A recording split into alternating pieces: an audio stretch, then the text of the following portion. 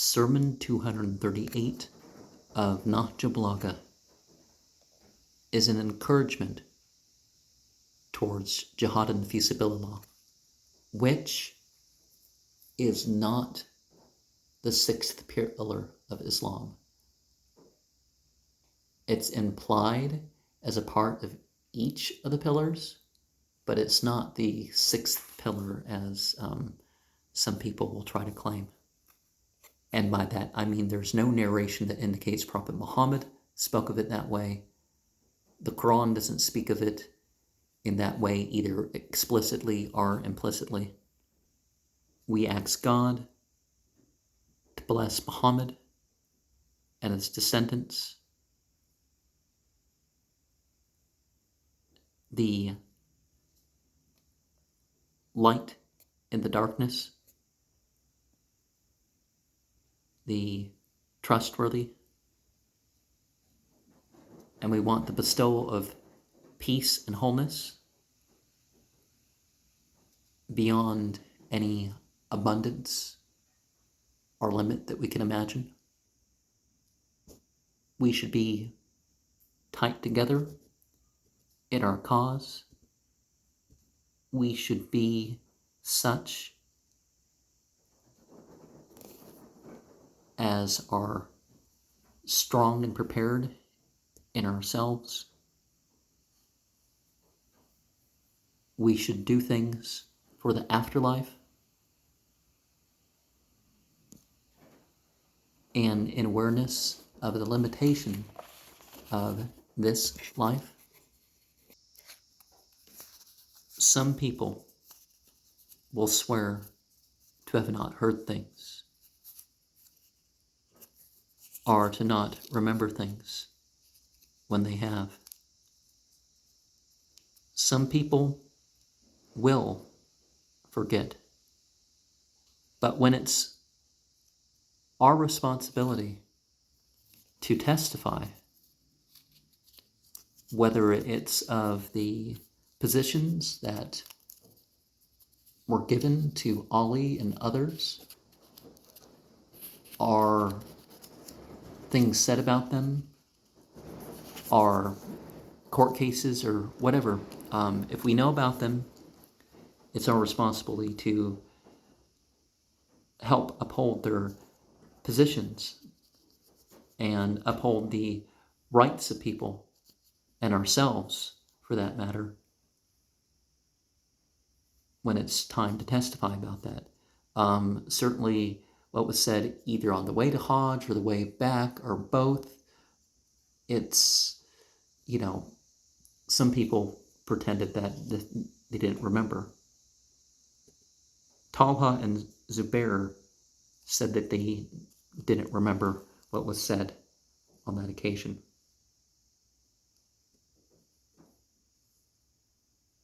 Some people are going to be patient about the loss of property. Some people are going to be patient about the loss of children. And it just, depends on the person. We should be patient in regards to both. And when we see the signs of death and loss and that sort of thing, remember that it's a guide for,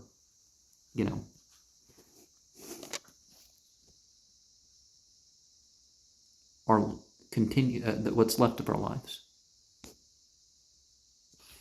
And nothing's going to bring our death earlier or later than when it has been prescribed to occur.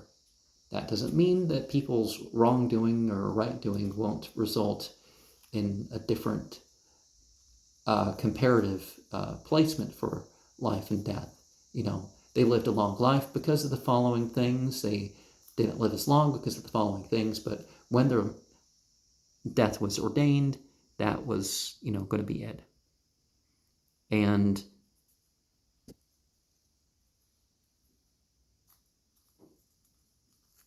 we need to remember to have our strength by taking the lessons of those who came before us.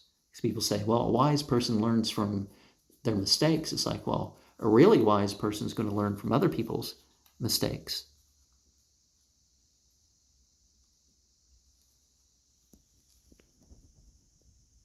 And appropriate and inappropriate aren't just because of what you think or whatever.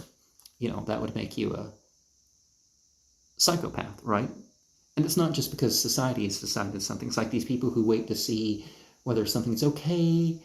It depends on the law. It's like, oh, is this right or wrong in your opinion? Oh, I don't know. What state are you in? It's like, well, it doesn't matter what state I'm in or whatever, because I ask people's opinions on things. A lot of people don't get that. Of course, a lot of people spend too much time with what's inappropriate in the media, in various forms of media, and they think that they read things into things that aren't there. And, but that's probably the most common type of sociopath, is somebody who just looks whether it's PC or legal or something. And it's like, you're going to end up in problems with both of those if you don't figure out something else to do, just in what's according to the law of the land or something. You can obey the law of the land if it doesn't stand against your obedience of God, and that doesn't mean that you have to do every voluntary thing you can possibly think of, or you have to rebel. That doesn't. But what's obliged of you, that's a different story. And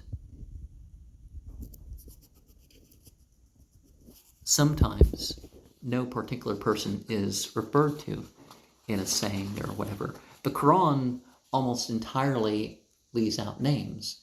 The only name it has is sort of a nickname, not the base name. This person was named this, and they're the child of this person, because that name taught a lesson.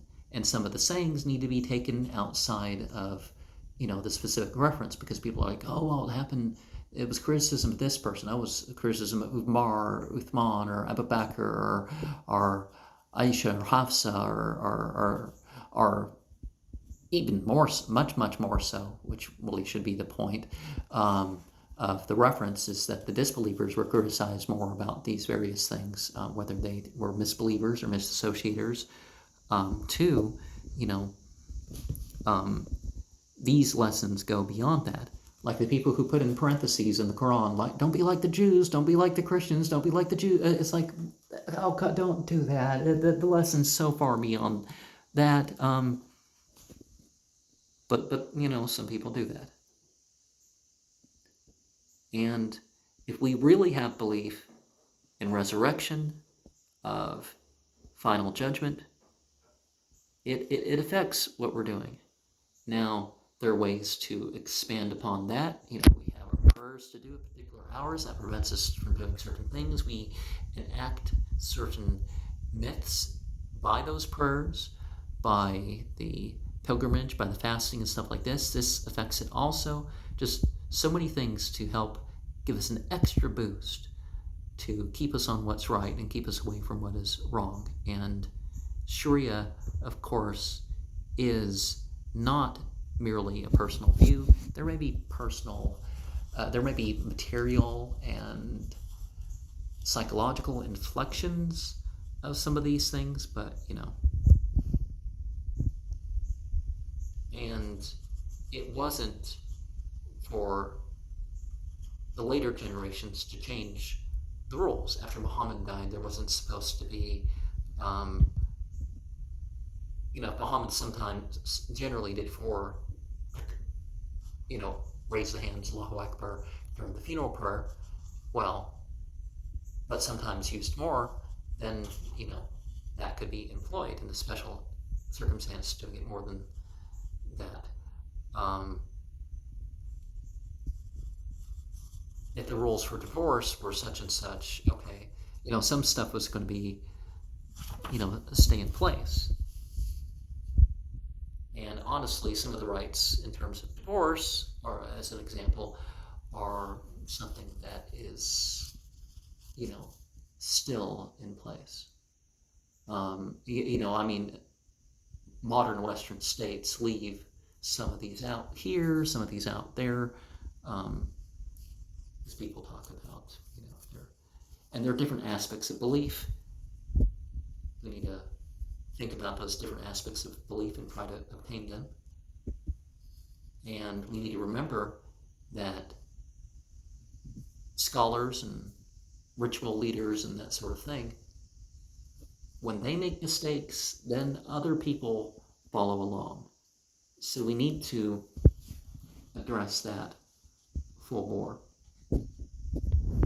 That's why it's important. If there's a mistake in what is said during the prayer, say something like that. Sometimes people are in a physical condition, they can't bow perfectly straight. It's like, just ignore that. But if they, if the verse is said wrong or that sort of thing, if the sermon, again, if the saying is misrelated or something against, as long as, or there's even a question, say something. Sometimes, most things you can just wait till afterwards. So, if these things are sometimes there's a way that things are said that might be misunderstood. So maybe ask about that, but a lot of these things can just be said afterwards. Now, I don't like to just go up to people to talk to them for the purpose of merely correcting them. I'll greet them regardless. And as far as having position, let's not turn it into something where we just, do it so that people will have to leave. Don't be like the martyr that ruined his martyrdom by doing it, by putting his life at risk because he thought, or, by he, I mean she also, thought that people are going to speak of me and say, oh, this martyr, or the scholar that just became learned and developed understanding their philosophy or whatever. So that would be witness like that. Somebody who did something else good. Oh, they learned scripture. They learned how to express themselves, to express religion in terms of an artistic way or whatever. Again, if they did that for reputation. That's why it's important, regardless how grand what you do in public is, always do something private. Private readings, private study, private little rituals,